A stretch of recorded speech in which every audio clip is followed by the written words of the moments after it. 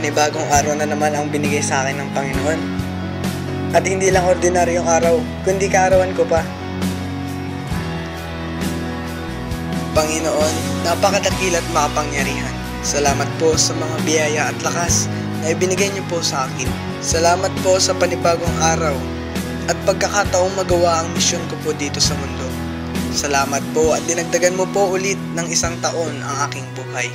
Patawarin niyo po sana kami sa mga kasalanang na ginawa namin. Gabayan at ingatan niyo po sana kami sa pangalan ni Jesus. Amen.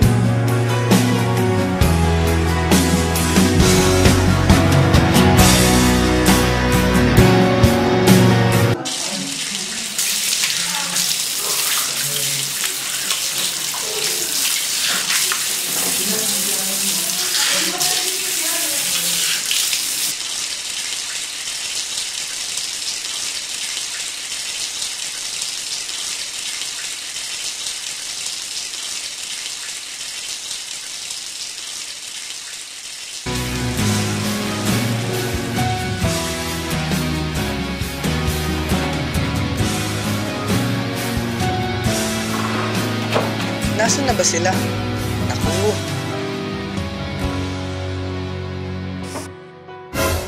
Hala! Ano yan?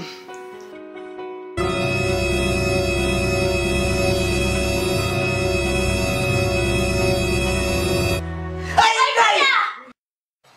Inday! Anong ginagawa mo dyan? Tinakot mo naman ako. Huwag kayong maingay, kuya. May daga dun, oh.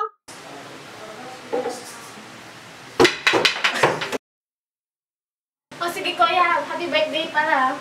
Sige, salamat.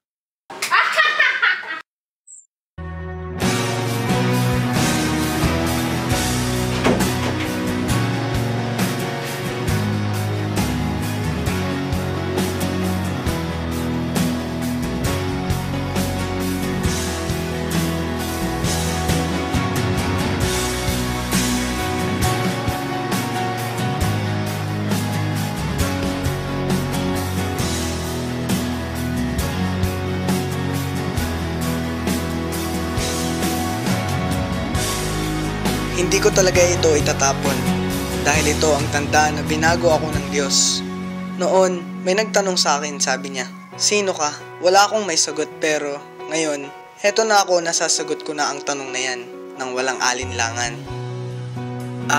Ito, ang panahong ito kung saan hindi ko lubos na kilala ang sarili ko. Yung tipong matatanong ko sa sarili ko kung sino ba itong taong nandito sa larawang ito. Sino ba ako dito?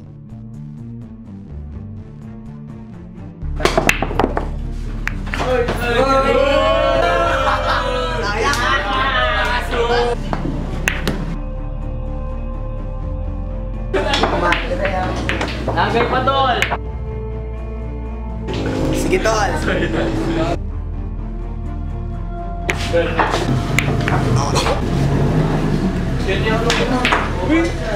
mga pre, tagay pa tayo para sa YouTube. Sige, tol! Tagay na tayo. Alam niyo ba mga kapare, yung lolo ko, Bakit, tol? 25 yung anak niya sa 2 babae.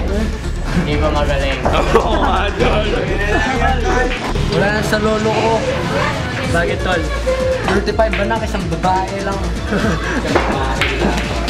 Sus! Wala yan sa lolo ko.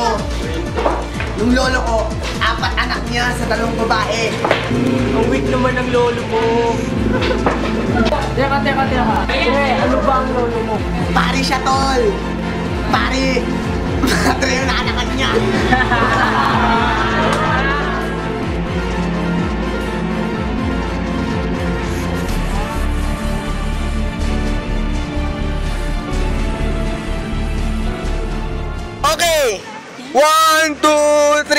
3, go! Ta, ta, ta. Yeah, yan. Ta, ta, ta. Yeah, ta. Ay! Ano ba? Ang dali-dali na nga lang. Bakit di nyo pa magawa?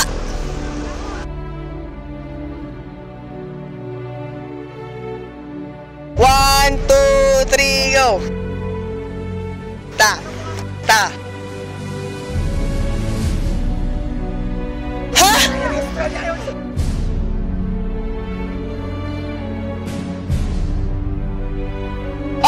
Okay. 20 minutes break muna. Ano ba ang problema mo? Nakakainis kasi eh. 2 months na lang bago yung competition. Isa pa lang nagagawa natin. Ano ba? Sige, kumalma ka muna. Oh, paano? Yossi! Oh, na paano yan? Initiation, pare. Sa prat. Talaga? Sali mo naman ako dyan, oh! Sama mo ko! Saan ba? Doon! Sige, tara!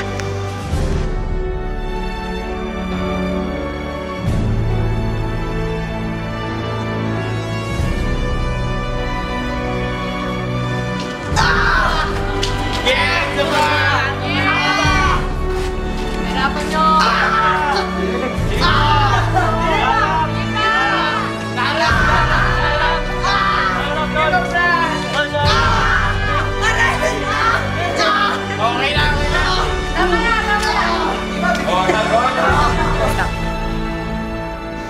Oh pare, welcome to the club. Oh pre, welcome. Yes, tol. Welcome.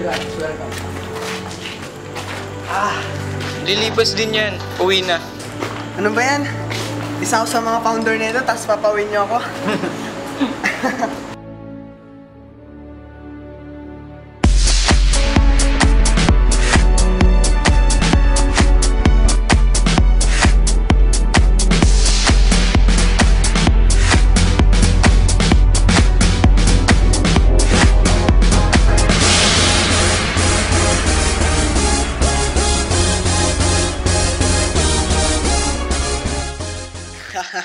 Sabi nga nila, tawanan mo na lang ang nakaraan.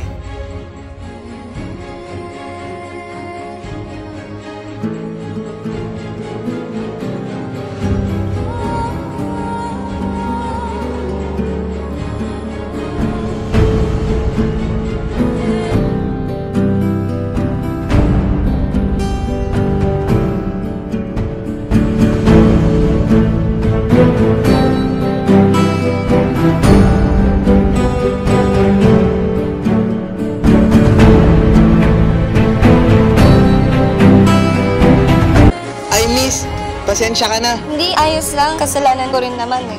Tulungan na kita. Saan ka ba? Salamat ah. Dun lang. Sakto pala. Doon din ako papunta eh. Tara.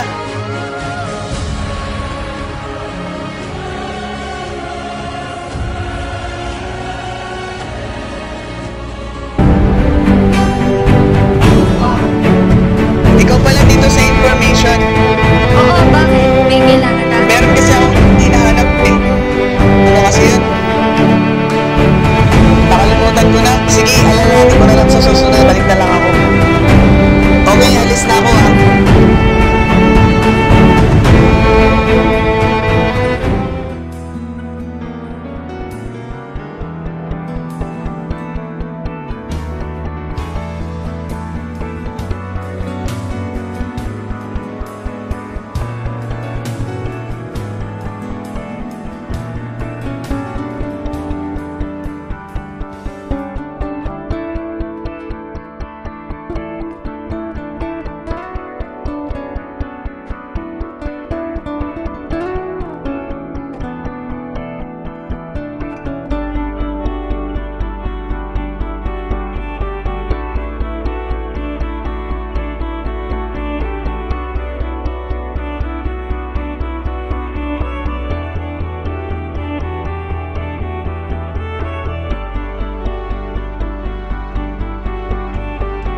Ano yun? Oh!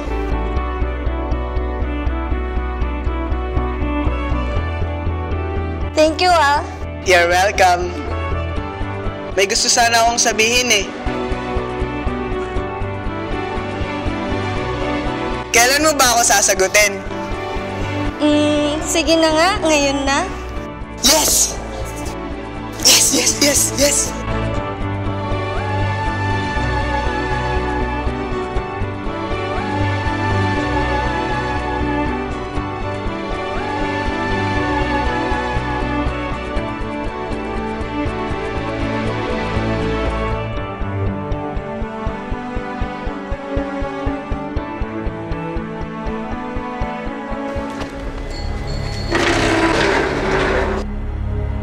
Pare, yung girlfriend mo. Hello? Anak, Oh, hello po. huwag kang mabibigla ah. Opo. Kapit ka lang ah. Wala na si Grace, anak!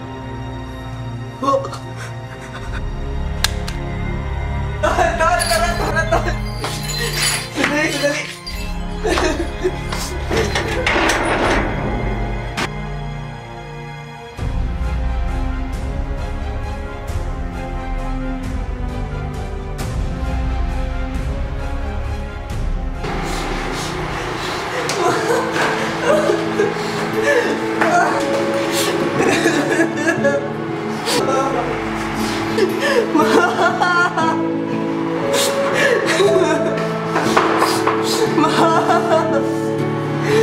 Bakit mo ako iniwan? Takot mo ako!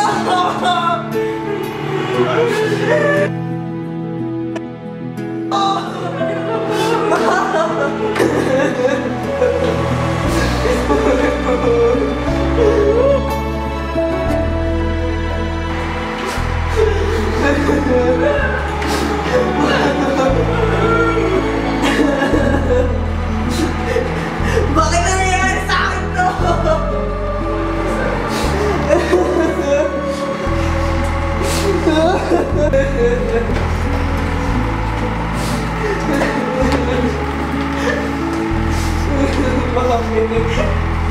Bakit mo iniwan? Bakit mo iniwan?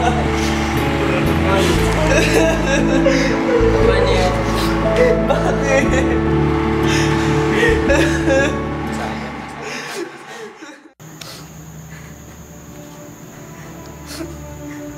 Wala na akong kwenta sa mundo.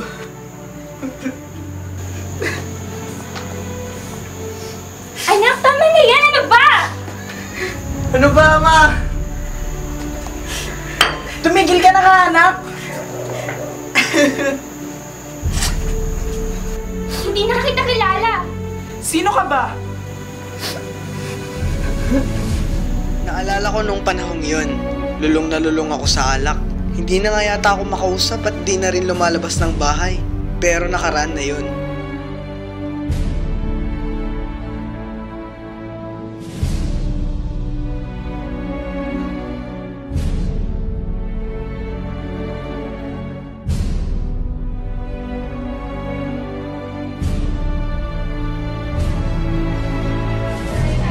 Sorry to say this, pero based on the results, may cardiovascular disease ka. So here's your prescribed medicines. And you must drink it 3 times a day.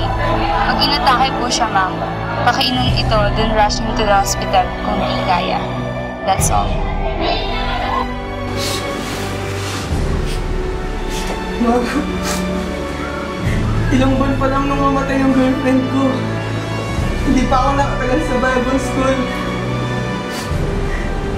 Tapos eto naman, ano na namang susunod? May taning ng buhay ko. Anak, hindi! Alam mong may dahilan ng Diyos kung bakit nangyari yan. Huwag kang mawalan ng pag-asa, anak. Oo nga, anak. Iniwala ka sa Diyos. Gagaling ka, tandaan mo yan.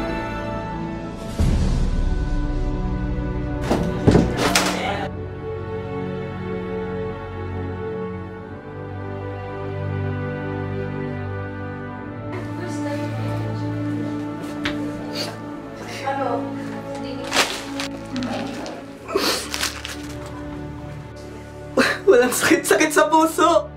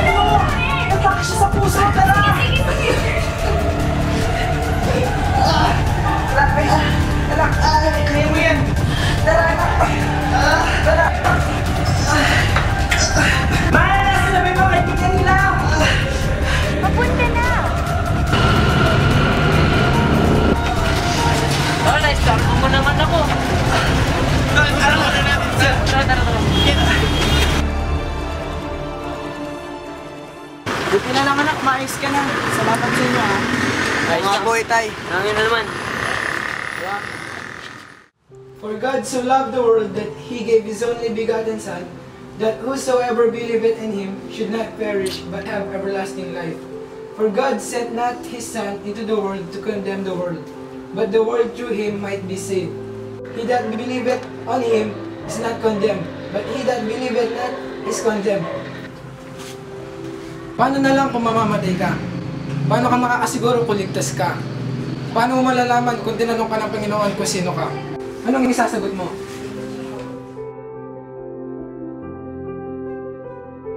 Ito yun eh, yung simula ng buhay ko.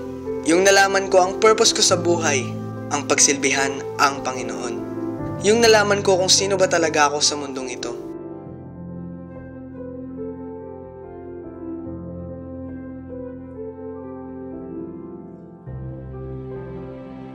Bago po tayo magsimula sa pag-aaral ng salita ng Diyos, tayo po ay manalangin muna. Ama naming dakila na mapagpala sa lahat, dinadalangin ko po na bigyan niyo po kami ng katalinuhan sa aming pag-aaral ng inyong salita at nawa, gabayan niyo po kami sa oras ito. Ito ang aming panalangin sa pangalan ni Jesus. Amen. 2 Corinthians chapter 5, verse 17. Ang sabi doon, therefore, if any man be in Christ, he is a new creature. All things are passed away. Behold, all things are become new. Handa ka na bang pakinggan ang salita ng Diyos, John Paul? Alam mo na ba kung sino ka sa mundong ito?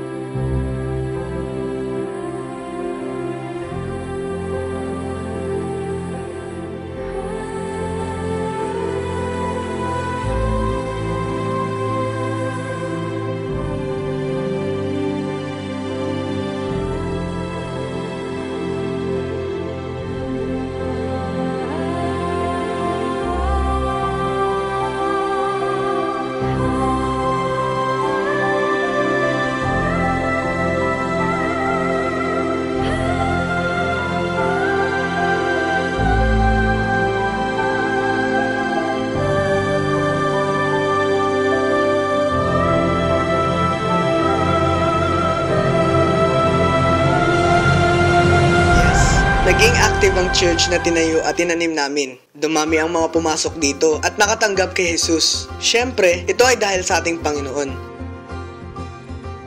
Naku, oras na pala. Hindi ko ito namalayan. Baka hinihintay na nila ako.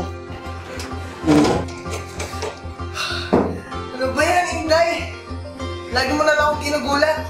Naku, sorry po kuya, pinabibigay ko ito ng dating na elect.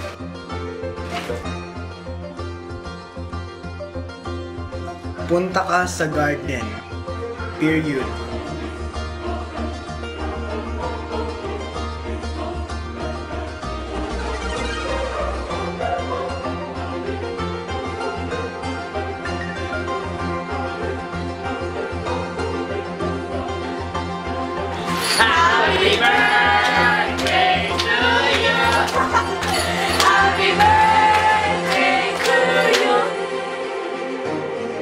Happy birthday! Thank you. Tara na, kain na tayo.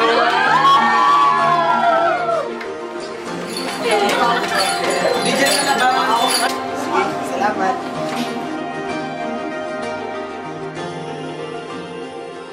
Napakasaya naman talaga kung mamumuhay kang kasama ang Panginoon. Yung kilala mo siya at alam mo kung saan ka mapupunta. Oras na matapos na ang buhay mo sa mundong ito. Ang buhay ko, hindi perpekto. Madaming kurba, maraming bato, maraming mga hadlang at pagsubok. Pero nagpapasalamat ako sa mga ito. Kasi kung di dahil sa kanila, hindi matibay ang pananampalataya ko ngayon. Marami pa akong pagdadaanan sa buhay ko. Pero dahil alam kong mayroon akong patnubay ng nasa taas, nakakaya ko ang lahat ng ito. Ito ang storya ko. At sa lugar kung nasan ako ngayon, I belong here. Pero pansamantala, because the place where I truly belong is in heaven. At ang katanungang naghahanap ng kasagutan ay matagal ko nang natuklasan. Who am I? I am June Paul Idolmo, a listener, a friend, a volunteer of church, and most of all, an honest and true follower, servant, and a child of God.